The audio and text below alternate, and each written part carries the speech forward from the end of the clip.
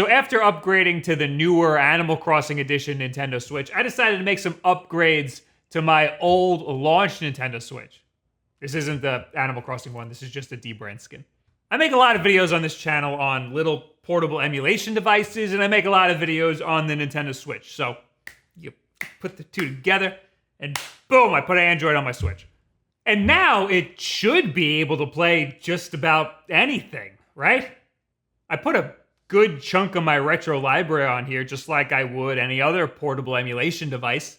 Since it's an Android tablet, it can run RetroArch, and it could theoretically run some streaming services. So the possibilities are limitless, right?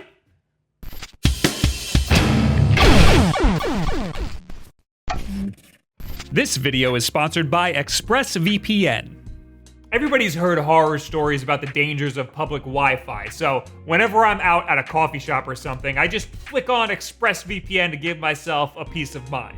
Of course, that hasn't happened in a long time. So now I use ExpressVPN for what I think is arguably its most important feature, location spoofing. Let's say you want to watch a show that's only available on the UK Netflix. Just pretend like you're in the UK. Or let's just say, gee, I don't know, your mom wants to watch an Australian drama show that she got hooked on by watching re-uploads on YouTube and now wants to watch the new season legitly. Hi, did you find out how to get that show for me? Oh, you bet I did, using ExpressVPN. VPN?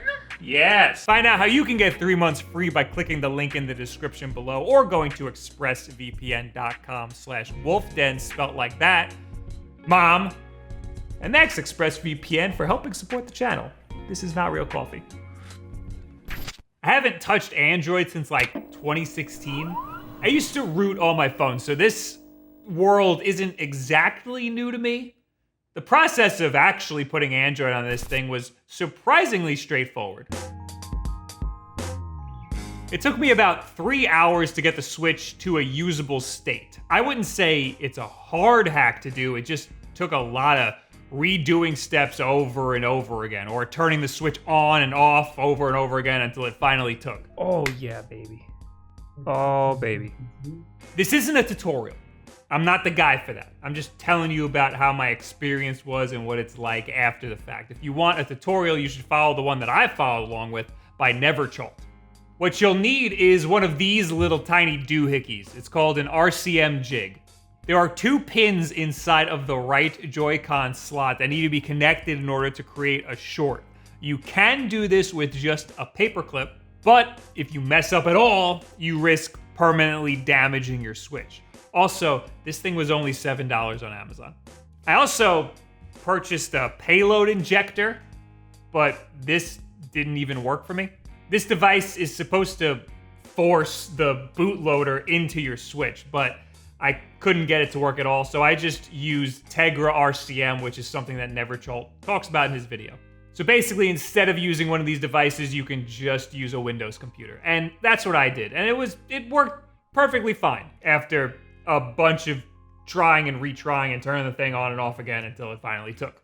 Unfortunately, Nintendo has caught on to this hack, so in order to even be able to perform this hack, you need an older model Nintendo Switch. There are tools available online where you can type in the serial number and it'll tell you whether or not your Switch is patchable. Mine is a launch Nintendo Switch, so I know that it's patchable. I'd also recommend not performing this hack on your main Switch. Any wrong move and you could potentially brick your Switch. Since Android is running alongside the Switch's own OS, they say that Nintendo can't detect the hack via a firmware update or something and force your Switch to shut down, but I'm not taking any chances here. On my main Switch, I don't give a fuck about this thing. Now, this thing plays games surprisingly well. It's surprising because the whole operating system is slow as molasses, buggy, and completely unoptimized.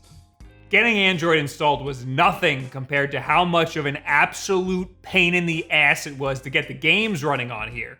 But once they're on here, they run pretty damn good. All I really did was download RetroArch and all the necessary cores.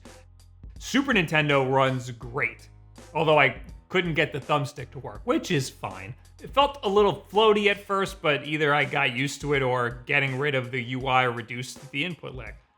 Game Boy Advance looks gorgeous on this 720p screen and runs fantastic. I don't know why I'm always so impressed by the sprite work on Game Boy Advance games, but every time I run one of these emulators, I'm like, wow, it's so beautiful. I should stop being surprised by that. And every core has a fast forward button, which is awesome. But that stuff's easy to emulate. This isn't the best N64 emulator, but it works great for what it is. There are some hiccups that you can hear in the audio.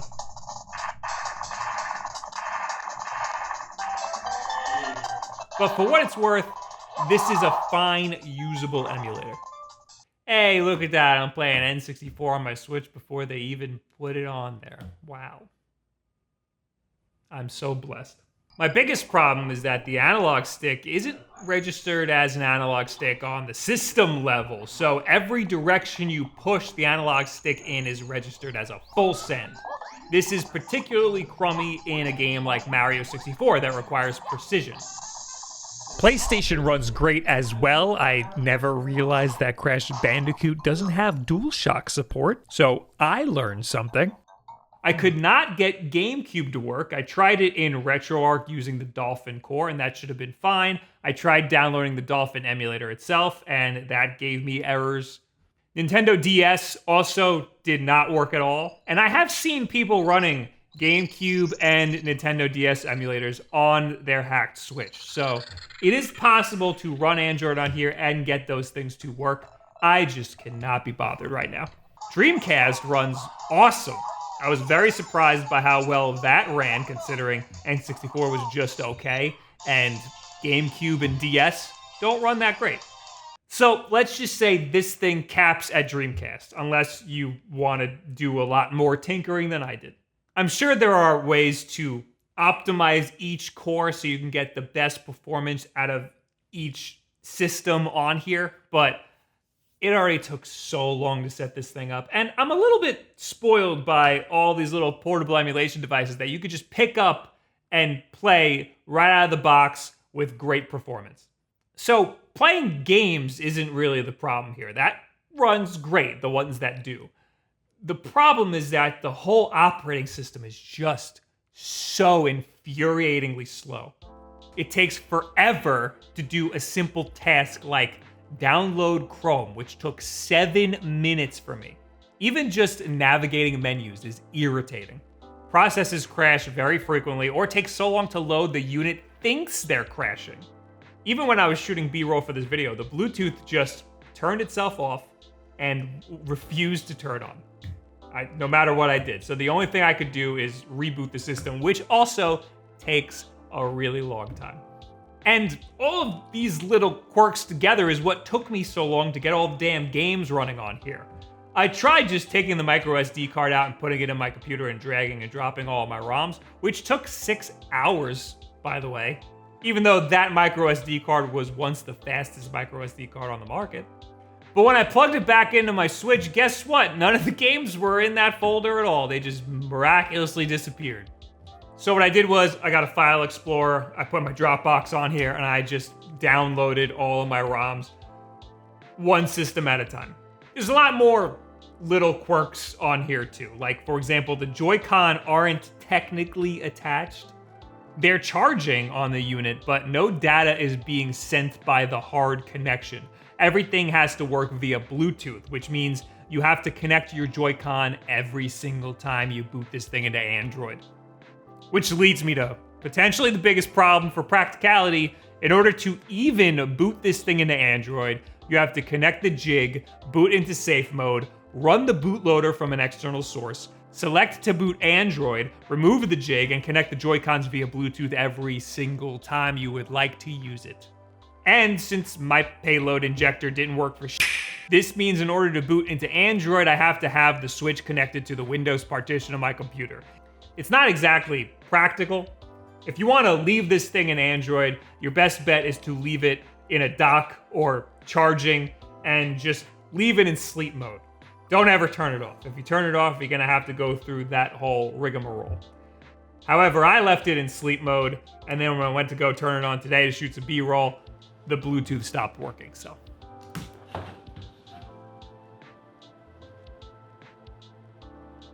Don't get me wrong, this whole project is a miracle. The fact that a small group of people were able to get Android running on a Switch is amazing. If you just want to emulate your retro games, this thing is not going to replace your dedicated portable emulation device or even your hacked DS or your PSP. So really, this is just a fun little project if you want to see what your Switch is capable of. But really, I'm kind of leaving the best part for last. Steam Link was the easiest thing for me to set up on here. It connected to my PC instantly. The first game I tried was Fall Guys, obviously. The controls worked perfectly right out of the box. I didn't have to set up anything. I didn't even feel any latency at all. It was as if Fall Guys was running on my Switch. Oh. This is probably the most practical use of having Android on Switch. This is what opens up a world of possibilities. You can play basically your entire Steam library right off of your Switch, and it looks and runs beautifully. I didn't know what else to try, so I tried CSGO, and that was a terrible experience. That game is not optimized for controller input, and the thumbsticks still don't register analog inputs anyway. But for whatever reason, it didn't really bother me in Fall Guys. Now, I don't currently have the xCloud preview, but once that actually comes out, I'll definitely be trying that on this thing. That will open up the Switch to a whole world of Xbox games. I have little faith that xCloud will run as good as Steam Link did on here, but it gives me a lot of hope for streaming services on the Switch, whether Nintendo wants them there or not. Android on the Switch also just straight up supports docking. Since the Joy-Con are connected via Bluetooth anyway, disconnecting them and putting them in a Joy-Con grip is no problem. The screen stays on in the dock, which is kind of an unfortunate waste of system resources, but it is what it is. I was surprised I could even get sound coming out of the TV. Normally, a Switch will run at a higher processing power when docked, but this build of Android allows you to pick your processor performance from the battery menu. You're gonna want that ramped all the way up most of the time anyway, just because the whole damn system is so sluggish as it is. Playing it in docked mode, it feels like there might be a weird amount of lag, but it's hard to tell if that's input lag from the Joy-Con or input lag from the dock to the screen. So let's just put the two side by side and see. So it's actually pretty instant. It's like a frame or a frame and a half slower going from the Switch to the TV. But the lag between the Joy-Con and the Switch is pretty long. So I thought this would be interesting. I have a Chromecast, and this is an Android tablet, so I should be able to just... Okay, and it's black now. I crashed the settings app. That was a little too much to ask. The sound is coming out of the TV.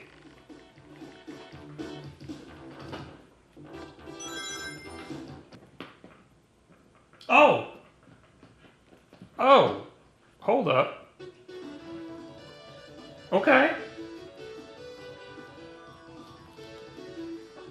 Alright. It just miraculously started working. Ooh, it's not good. It's like almost good. If this was a more stable build of Android, I think that this would work really well. So all in all, this will not be the most practical for your retro gaming. I was kind of hoping for a little bit of a cleaner experience. I have seen a hack that just puts RetroArch on your Switch's main OS, which removes the need for Android entirely, but that's also just asking for the Nintendo Gestapo to come knocking at your door. It's a fun little project to mess around with, and if you have a Switch to burn, but if you're looking for a dedicated emulation machine, I would still say get something like the RG350M, or maybe one of the new emulation devices I have yet to try out. They just came out with the Retroid Pocket 2? Yeah, and that's on its way, and I'm excited to try that out. Steam Link was by far the coolest use of this Android hack, so maybe if you just want to play Fall Guys on your couch, then this might be practical for you. It's certainly a promising project. Switch Root has been in development for a while, and unfortunately, it seems like the updates have kind of died down. But if they can get a stable build going, and maybe something that doesn't require a payload injector, then I could see Android being much more popular on many more people's Switches. It would give you plenty of reason to get a second Switch. Great, that's exactly the theme of this. But as of right now, you're best off saving your ROMs for emulation devices, or better yet, just getting whatever's available on the Switch. I'm sure you can hold out a little bit longer for that Mario 3D collection. You're blocking my shot. You're blocking the shot.